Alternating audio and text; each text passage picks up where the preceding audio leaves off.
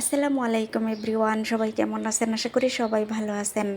লাউয়ের খোসা দিয়ে ভাজি আমরা তো অনেকেই খেয়েছি, কিন্তু লাউয়ের খোসা দিয়ে বড়া কখনো কি কেউ খেয়েছেন? যদি না খেয়ে থাকেন তাহলে আজকে রেসিপিটি দেখেন।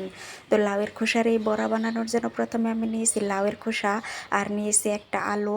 লাউয়ের খোসা এবং আলু আমি গ্রেটারে গ্রেট করে নিয়েছি। তারপর আমি পানি চেপে ফেলে দিয়ে এখানে পরিমাণ মতো পেঁয়াজ কুচি নিয়েছি, পরিমাণ মতো কাঁচামরিচ কুচি, পরিমাণ মতো ধনিয়া পাতা কুচি, পরিমাণ মতো চাউলের গুঁড়া, পরিমাণ মতো বেসন, স্বাদ মতো লবণ, পরিমাণ মতো হলুদের গুঁড়া, পরিমাণ মতো আদা রসুন বাটা, পরিমাণ মতো ভাজা জিরার গুঁড়া আর নিয়েছি পরিমাণ মতো গরম মশলা গুঁড়া।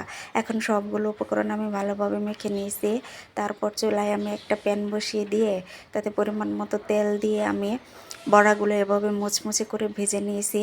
ট্রাস্ট মি, লাউয়ের খোসার এই বড়াটা খেতে কিন্তু দুর্দান্ত স্বাদের হয়। আপনারা অবশ্যই একবার হলেও ট্রাই করে দেখতে পারেন।